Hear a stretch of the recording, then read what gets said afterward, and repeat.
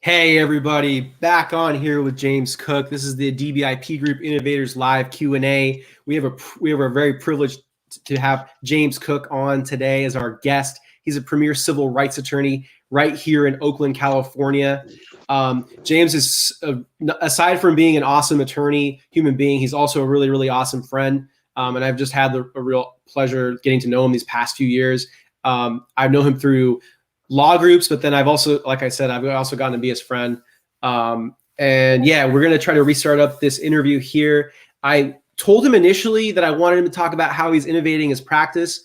That question largely does have to do with COVID, but I'm just broader, higher level, just kind of interested to hear about his thoughts on how he's adapting to change. He's also a MMA fighter, which is really cool. And I'm interested in hearing that perspective in terms of, I mean, James, you must be so ready to pivot like at any second, just based on like your training, you know? So yeah. Why don't you start off with just tell us about your origin story? Minneapolis, that's where it all started. Yeah. I mean, I grew up in Minneapolis, Minnesota, where the George Floyd riots went down over this last summer. And I went to high school there, Southwest High School. Shout out to the Lakers. Anybody watching this from Minneapolis? Yeah. So, I guess the story that everybody likes to hear is that before I became a lawyer, I was on the fight circuit. I was primarily a Muay Thai kickboxer. If you don't know the difference, Muay Thai is no pads, knees, elbows, 5 rounds, pretty brutal. Fight to the death. It was, I don't know if it's quite fight to the death, but no, I mean, I started out, boxing like every other kid, wrestling, but really gravitated more towards that because kickboxing seemed kind of like with the pads and everything. And it was really Karate kiddish and sort of the karate stuff. I wasn't into. I really liked the full contact. And so I did that. Yeah. Starting out with high school, though. Go ahead. So you played football and soccer? I played football, I played soccer. Well, you know what? Like every person in Minneapolis, I also played hockey. So played hockey. I was horrible at every sport. Like every team sport, I was horrible. I mean, I just, for whatever reason, I was decent at soccer. And I also swam. I played all those sports. You're an athlete. But you're an athlete, like true athlete. I don't know about being a true athlete. I just know that all my buddies were into that stuff. So I did it. But the thing that people will remember me from high school, if anybody from high school is watching this, is I was a skater. Like I was really serious about that. And, I was a punk rock kid from the 80s and 90s through and through. I was everything about it. I'm a figure skater. Skateboarded. Oh, there you go. Figure skate. Oh, he's got the blades. So yeah. Oh, you okay? So yeah, yeah. So I was unusual for a California kid. I'll tell you, most California kids. Yes, because there's no ice. Yeah. Where's the ice? But yeah, that's what I did, man. I skated half pipes. I used to compete, like the whole thing. Same with snowboarding, competition, like half pipe. But the one thing that I was always good at was fighting because I got in a lot of fights. Because, you grow up in Minneapolis as one of the few black people, you really stand out. And you know how it is, kids picking each other for whatever differences they got. And I was a black dude. So I got in a lot of fights. And as it turns out, I was good at that. So I went to, like I was doing it before college, but I went to college. I got in trouble a lot, spent a lot of time in the principal's office and just in trouble around the neighborhood in general, but I was like any other kid. I just wanted girlfriends and just, to be like a normal guy. Just, yeah. So yeah, man, I mean, I went to college. I chose a historically black college. Just, it makes sense given the environment that I grew up in. I went to Howard University. I was on the swim team there. Call them HBCU? HBCU, yeah. Historically black college. Yeah. Howard. We call it the premier. Of course, Morehouse, they would say different, but I went to Howard, the Mecca. So all the historically black college folks watching this, Howard is the Mecca, but I'll give it up to Morehouse and everybody else too.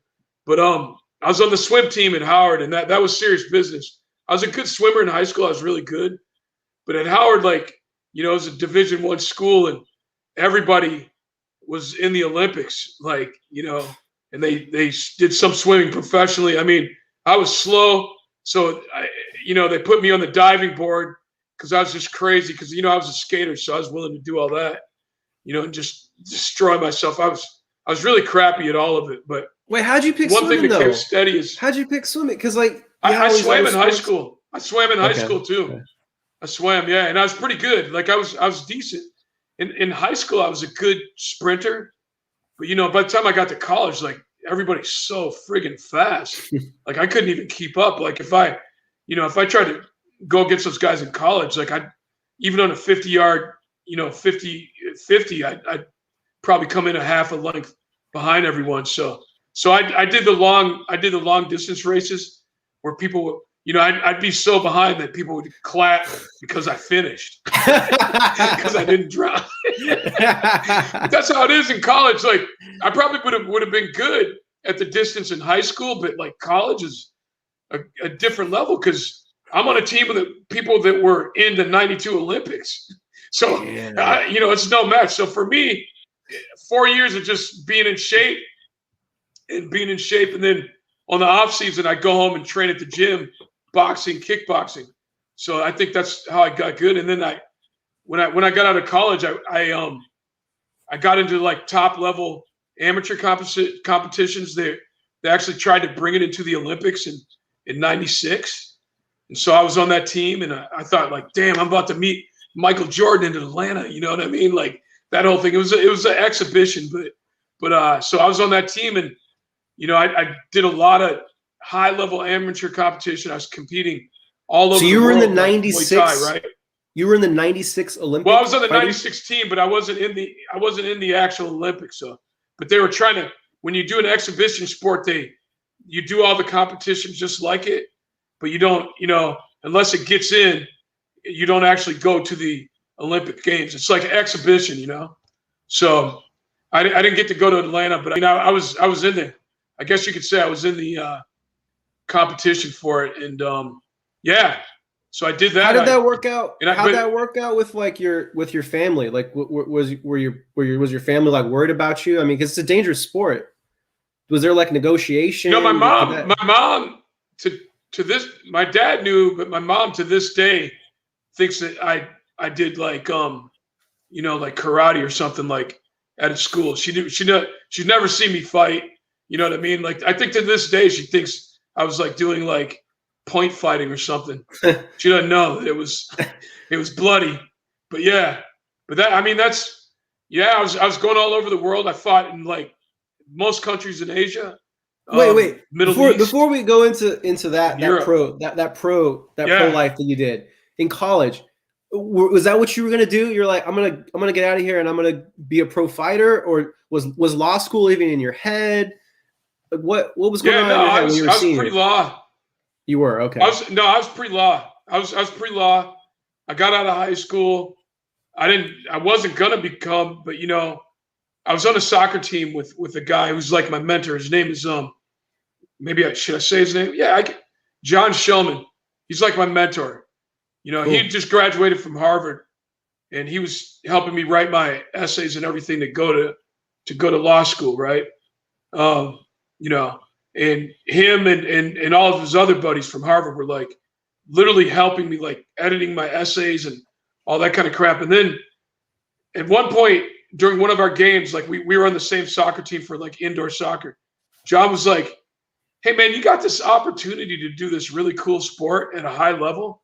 Like anybody would kill to be in your position, Like why would you even go to law school now? Like literally the elite, the elite level." Yeah, he's like, why would you do this? Like law school sucks. Don't go to law school. Go and compete. So I went and competed. I didn't look back. Like literally, I was like, you know what? Yeah, he's right. I mean, I sent in my application. I didn't get in it. Like, I didn't get into Harvard. So I was like, okay, well, whatever. fine, you know. So I went and competed, and I like I said, I did all the amateur stuff that I was talking about, you know. I did. You're flying all over the world at that point. Yeah, all over the world, and then shortly thereafter, after '96, I turned pro. I went pro like immediately after the '96 Olympics, and then I was on the circuit for like the next 15, almost 20 years fighting. And so I was doing mostly Muay Thai back then. You know, remember I'm an older guy. So at that point in like the 90s, the big promotion was called K1 fighting, K1 kickboxing. And that was in Japan. And they had mostly like big guys, right? Like big over 200-pound guys beating the shit out of each other. There wasn't any UFC yet, right? And then after that, they also formed K7 for smaller guys like me. So I did those competitions. Like I fought in Japan, you know, I fought a lot. And then they also had Shudo, which was the precursor to UFC. So what was I did that all like? of that, but mostly the real truth of it is also that was your business. Like your body, you had to keep it in elite shape, and then you had to go out and fight. I mean, but you had to also promote yourself, right? I mean, you had to get endorsements, sponsorships. Like how does that work? Or was it just prize money? At that time, I had so there's a couple things. You couldn't make a living off of it, but I always knew I was going to go back to law school anyway. But I did some other things, like I was, you know, my side, the business that I was doing on the side, like I was a writer. And so I did a lot of freelance writing, like for magazines. Like I wrote a lot about music, and I did a lot of book reviews. I mean, really ironically, I actually made money doing book reviews because I'm flying all over the world, and I'd read a book and I'd file a report on it, and then they'd publish it. And I wrote for like you know, like the paper was ultimately, it was called the City Pages, but it was bought by the Village Voice. So that gives you an idea of the type of, you know, writing I did. I wrote for Vibe, you know, magazines like that, like big magazines, Spin. You know, I did all that while I was doing that. And I also, at the time, at that point, the internet was really just starting. So I also had like a publication of my own, like a zine is what they called it back in the day. Yeah. And I put it on the internet, like on the early internet, and I learned HTML programming. And at that time, man, that's fascinating. And you were doing this it was all on the side. Oh no, I think I lost James again. James? Oh no. Let's see.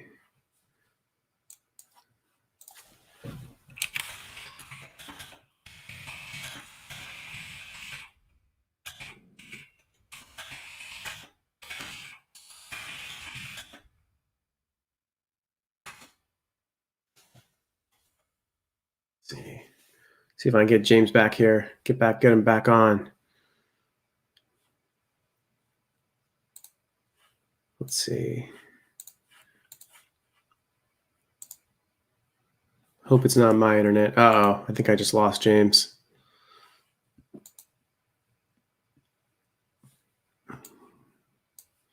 All right, this might have to be a multi-part interview series. James Cook, again, premier civil rights lawyer based right here in Oakland, California. Super happy and privileged to have him on the show. Bummed that I'm not going to get to do a complete interview of him, but again, I'm going to dice this up. We're going to do multi-parts, I think, because he has a lot of awesome wisdom, a lot that you can learn from him. Just now, he was just telling us about how he basically funded his fighting with side hustles and writing. Super impressive. I am going to end this broadcast for now, but hopefully start it up again here in a few minutes.